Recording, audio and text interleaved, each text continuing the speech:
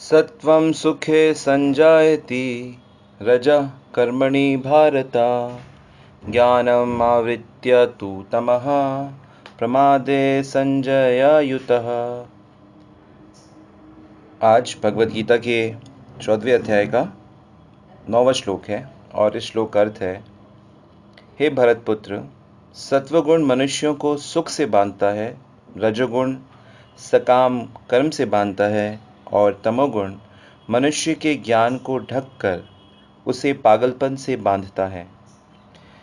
तो पिछले 3 श्लोकों में कृष्ण ने तीनों गुणों के विषय में बताया कि कैसे तीनों गुण जीव को बांधते हैं। तो उस समय अर्जुन ने सोचा होगा कि ये तीनों गुण जीव को अपनी जकड़ में बांधते हैं, तो क्या कभी ऐसा भी होता है कि गुण जीव को अपनी जकड़ से छोड़ देते हैं? तब श्री कृष्ण ने बताया कि नहीं, ये नहीं छोड़ते। या तो किसी ने किसी को हमेशा ही पकड़ के रखा हुआ है। पहला है सत्वम सुखे संजायते, अर्थात सत्वगुण जीव को सुख में जकड़ता है।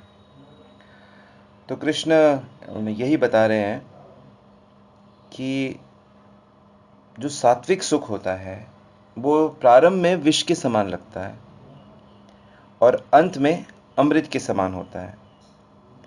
इसका अर्थ यह है कि सत्वगुण के प्रभाव से जीव सदा अपने कल्याण के विषय में जिज्ञासा करता है। वह चाहता है कि वह ऐसा कार्य करे जिससे भविष्य में उसको सभी प्रकार से उसको लाभ हो, उसकी रक्षा हो और वे दुखों के बंधनों से छूट जाए।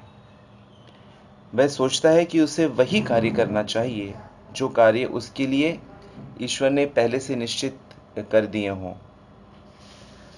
तो कहने का अर्थ यह है कि सात्विक व्यक्ति सच्चे सुख के लिए प्रयास करता है, लेकिन उसकी एक मुश्किल ये भी है कि जो सुख उसे प्राप्त हो रहा होता है सत्वगुण का, जो ज्ञान के साथ उसको सुख प्राप्त हो रहा होता है, वह उसके दायरे से बाहर नहीं निकलना चाहता। उसे लगता है कि जो चीज़ मैंने प्राप्त की है यही जीवन की वास्तविक सक्सेस है। इसमें ख़ास तौर से वैज्ञानिक, बड़े बड़े शिक्षक, दार्शनिक, कवि, क्रिएटिव पीपल, कलाकार, ये लोग आते हैं तो ये अपनी उस कला में, अपने उस सात्विक ऐश्वर्य में ही जकड़े रहते हैं। पद्म पुराण में जैसे वर्णन आता है कि नैमिषारण्य में जो शौनक मुनि और सूत गोस्वामी इस प्रकार प्रश्न करते हैं शौनक मुनि से कि आप हमें कथा सुनाइए, क्योंकि आपकी जो कथा है वो अमृत के समान है। ऐसी कथा जो भक्ति, ज्ञान और वैराग्य से प्राप्त होने वाले विवेक की वृद्धि करती है। और वो ये भी जानना चाहते हैं कि कैसे माया मोह के चक्कर से भक्त लोग अपने को बचाते हैं, कैसे विविध क्लेश जो है उनसे अपने को शुद्ध करते हैं, उसका उपाय क्या है। ऐसा ज्ञान हमें बताइए, क्योंकि सांसारिक जो स्टोन होता है, जो चिंतामणि स्टोन होता है, वह तो सांसारिक सुख देता है। कल्पवृक्ष तो अधिक से अधिक स्वर्ग को दे सकता है, लेकिन जो आध्यात्मिक व्यक्ति होते हैं, गुरु होते हैं, वैष्णव होते हैं, वह तो स्पिरिचुअल वर्ल्ड दे देते हैं। तो हम एक और उदाहरण देखते हैं व्यासदेव जी का। तो व्यासदेव भी इसी तरह पूरी तरह से सेटिस्फाइड नहीं थे, क्योंकि सूत गोस्वामी और ये जो शौनक ऋषि हैं, ये लोग इतने सात्विक हैं, लेकिन फिर भी इनको कमी महसूस होती थी। बिल्कुल वैसे ही व्यासदेव भी, जिन्होंने इतने ग्रंथों की रचना करी, परंतु सभी ग्रंथों को लिखने के बाद भी वह अपने अंदर एक अधूरापन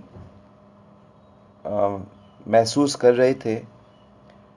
वह कहते हैं कि मैंने निष्कपट भाव से वेदों की आज्ञा का पालन किया, महाभारत की रचना की, वेदों के अर्थ को खोल दिया, फिर भी मेरे हृदय में कुछ अधूरापन है का मैं अनुभव करता हूँ।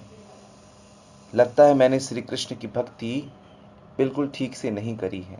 तो फिर नारद मुनि आके उनको बताते हैं, हाँ यही कारण है।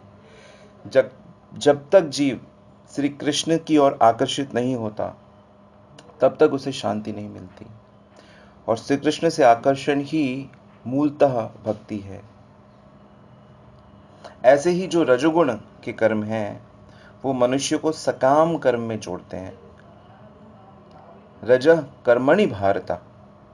तो सकाम कर्म आप जानते हैं क्या होता है। सकाम कर्म होता है कि भौतिक सांसारिक बेनिफिट के लिए काम को शुरू करना, और जिसमें सांसारिक बेनिफिट नहीं होता उसको नहीं करना। तो यहाँ पर अर्जुन को भगवान भारत कहते हैं कि हे भरत वंश में जन्मे।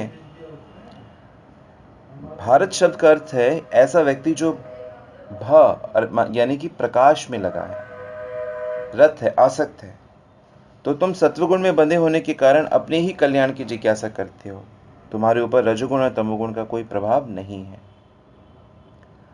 तो यहाँ पर श्री कृष्ण यही बता रहे हैं कि जो रजोगुणी लोग होते हैं वह कर्मों के इतने भयंकर चक्कर में पड़ जाते हैं कि उनकी रातें या तो सोने में या फिर मैथुन करने में निकलती है, और दिन धन कमाने में और अपने परिवार का पालन पोषण करने में। तो वर्तमान जो मानव सभ्यता मुख्यतः रात्रि में यही काम करती है और दिन भर परिवार के लिए पैसे खर्च करती रहती है। इस तरह की मानव सभ्यता भगवान की जो शिक्षाएं हैं उस पे ध्यान नहीं देती। वो बस अपने परिवार, कुटुंब, पत्नी, बच्चे जो विनाशील हैं, किंतु वो इसको देख नहीं पाते कि कैसे हम लोग का जो समय है वो इन सब क्षणभंगुर नष्ट होने वाली चीज़ों में हमारा समय निकल रहा है। और ये जो रजोगुणी व्यक्ति होते हैं, ये धार्मिक जो क्रियाएं हैं उनको ये बड़ा अहंकार पूर्वक करते हैं, जिस कारण से ये कर्म बंधन में फंसे रहते हैं। यदि ये धार्मिक कोई काम करते भी हैं तो वो अहंकार पूर्वक होता है और उसी को सकाम कर्म कहा जा सकता है।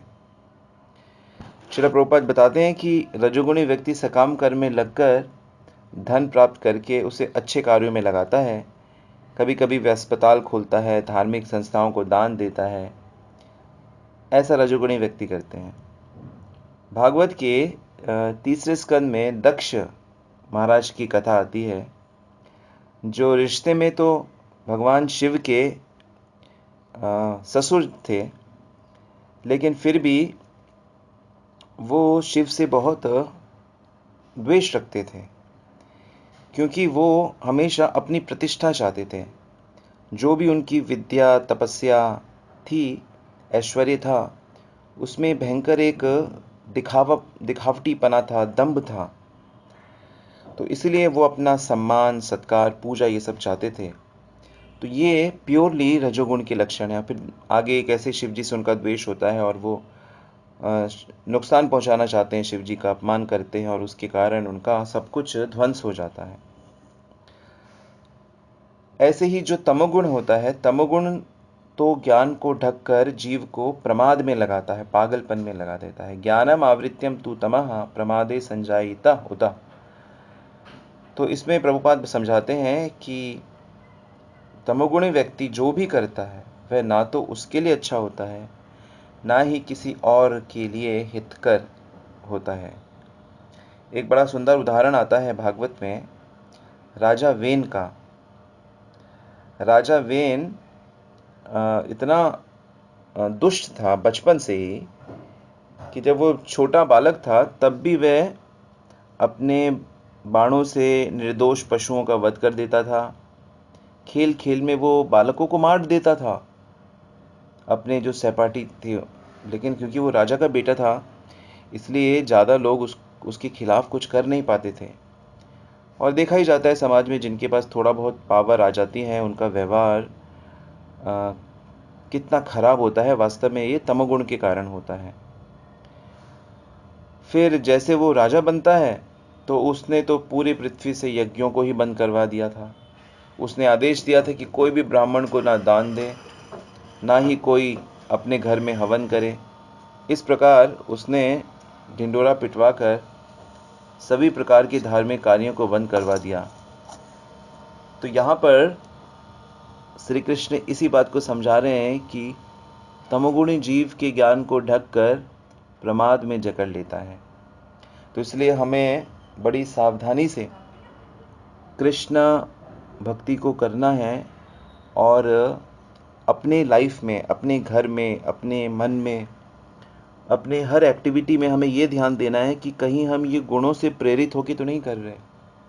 तो इसलिए कृष्ण भक्ति, भागवत का ज्ञान, गीता का ज्ञान बड़ा आवश्यक है कि हम उसके अनुसार कार्य करें, ना कि इन गुणों के द्वारा हम नचाए जाएं और जिसका फल इतना खराब होगा कि हम हमेशा कष्ट में रहेंगे। तो शुभकामना के साथ यहीं रुकते हैं। हरे कृष्ण।